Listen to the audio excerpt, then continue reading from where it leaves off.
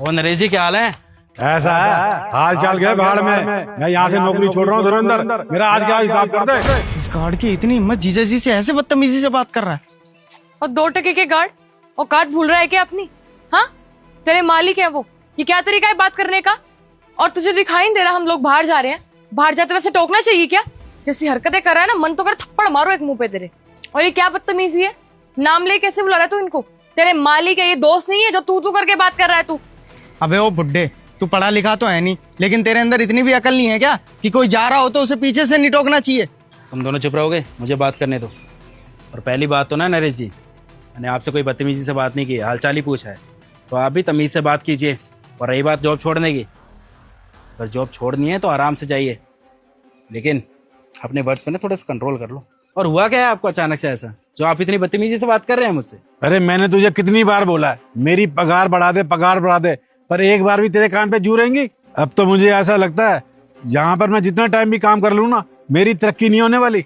ऐसा है, 500 रुपए तो तेरे से बढ़ाए नहीं जा रहे, और तू क्या बढ़ाएगा मेरी तनख्वाह? और मेरी बात सुन ले, सामने वाली सोसाइटी वाले मुझे 18,000 रुपए तनख्वाह दे रहे हैं, मैं तो वहीं जाके काम करूंगा।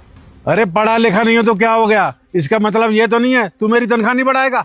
अब तो मुझे ऐसा लग रहा है यहाँ पे 4-5 साल काम करके मैंने तो अपना टाइम ही बर्बाद किया है। देख भाई, सीधी सी बात है, तू मेरा आज मेरा हिसाब कर दे। मैं किसी की क्यों सुनूं?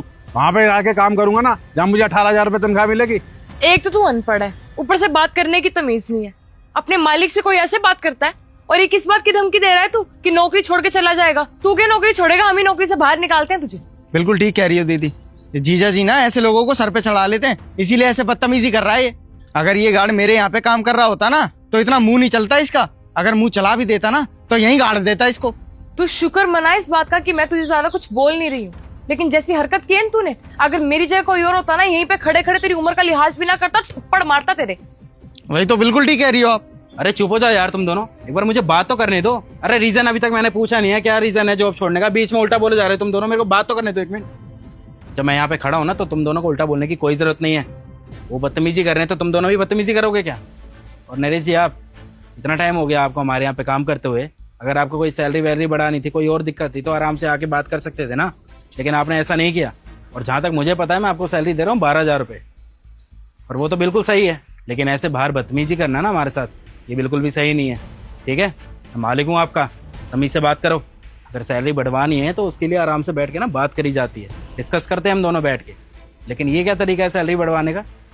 ऐसे बढ़ जाएगी आपकी सैलरी? बाकी अभी मेरे पास टाइम नहीं है आपसे बात करने का, अभी ज़रूरी काम से जा रहा हूँ, शाम को बैठ के बात करते हैं। आना अंदर, कर दूंगा हिसाब आपका। चलो। अरे मैं यहाँ से नौकरी छोड़ के जा रहा हूँ, मैं नहीं करने वाला हूँ यहाँ पे नौकरी। बहुत बर्दाश्त कर ली मैंने तुम्हारी। जी साहब। आइए नरेश जी, बैठे हैं। मैं यहाँ बैठने नहीं आया, मेरा हिसाब कर दो, मैं यहाँ से चला जाऊंगा। धर्मेंद्र, क्यों बैठने को बोल रहे हो तुम इससे? इसका काम है खड़े होने का, बाहर खड़े होकर पूरे दिन काम करता है। तुम इसके पैसे तो और निकालो ना इसे यहाँ से बाहर। हाँ जीजा जी, दीदी बिल्कुल ठीक कह रही है। इस बुड्ढे को ना इसके पैसे दो और भगाओ यहाँ से। और मेरे को तो समझ नहीं आ रहा आपने इसे घर में भी क्यों घुसा है। इन जैसे लोगों को ना घर से बाहर ही भगा देना चाहिए। सही कह रहा है वो, घर के अंदर आने के लायक भी नहीं है, और तुम इसे बैठने के लिए बोल रहे हो। तुम दोनों शांत हो गए? हाँ, अरे मैं बात कर रहा हूँ, मुझे बात करने दो ना, देखो बीच में बोलते रहते हो।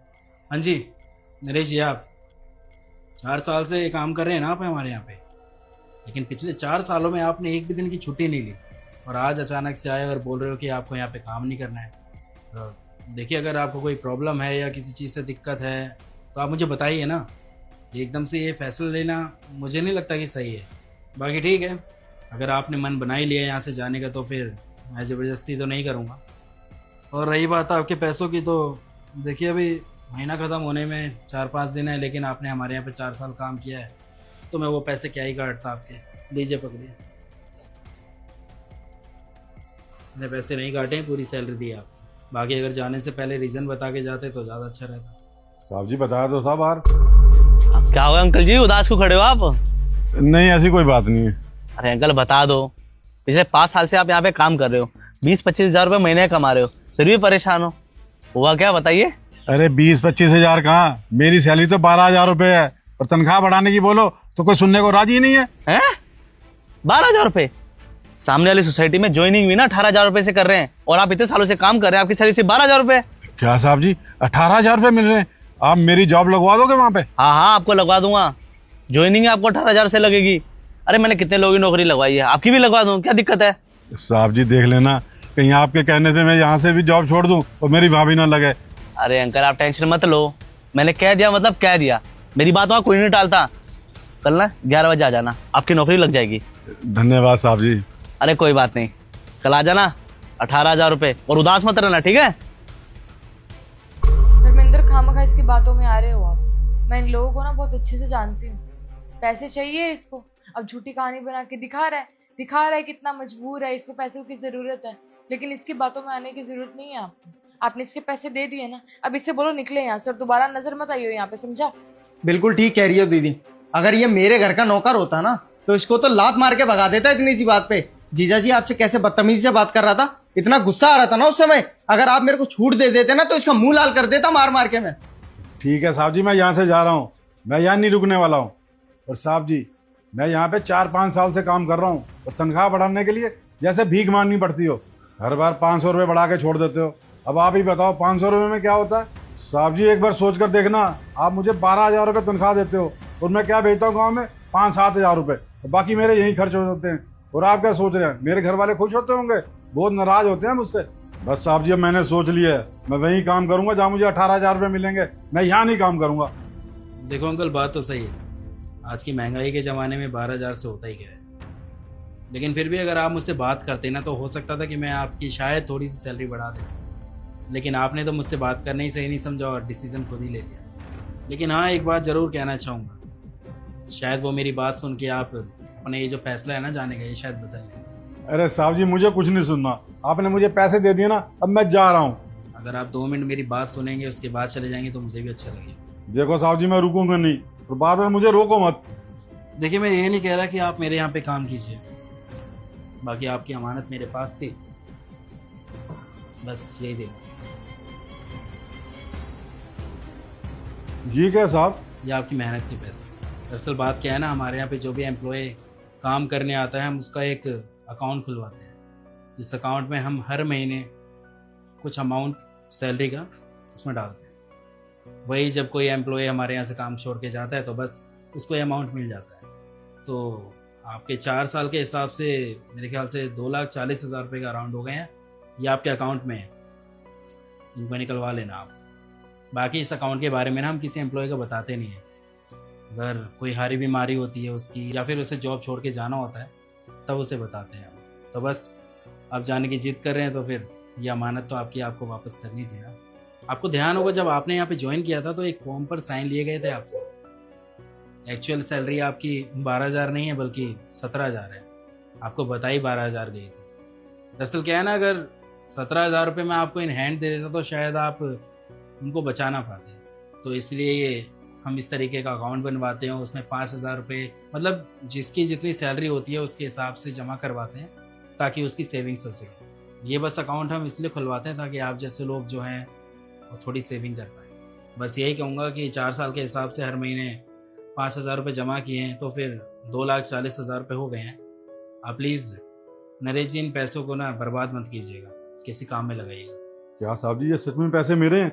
2,40,000 रुपये? हाँ ये पैसे आपके ही हैं, 2,40,000 रुपये, और बैंक इंटरेस्ट भी देता है हर साल तो फिर उससे थोड़े बहुत ज़्यादा ही होंगे। सच कह रहे हो ना साहब जी, ये सारे पैसे मेरे हैं?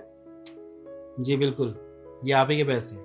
अरे नाम भी लिखा होगा उस पर, नरेश शर्मा, आप एक बार पढ़ के देखें। क्या बात है साहब जी, इतना सब कुछ मेरा था और मुझे पता ही नहीं था। साहब जी ये पैसे और कागज अपने पास रखिए, अब मैं यहाँ से नौकरी छोड़कर नहीं जाऊंगा। साहब मुझे बिल्कुल नहीं पता था आपने मेरे बारे में इतना कुछ सोच रखा है। नरेश जी मेरे को तो ये समझ में नहीं आ रहा आपके दिमाग में चल क्या रहा है। अभी आप बोल रहे हैं कि यहाँ से आपको जाना है, यहाँ पे नौकरी नहीं करनी है, आप कह रहे हैं कि आपको यहीं काम करना है। देखिए आप कहना क्या चाहते हैं मुझे साफ साफ बोलिए। साहब जी मैं सच कहूँ ना, मैं लालच में आ गया था, मुझे तो ऐसे लगता था आप मेरे बारे में सोचते ही नहीं हो, पर साहब मैं गलत था। चलिए ठीक है, आप ही की मर्जी। हर महीने आपके जो अकाउंट में पैसे जमा होते जा रहे हैं वैसे होते चले जाएंगे।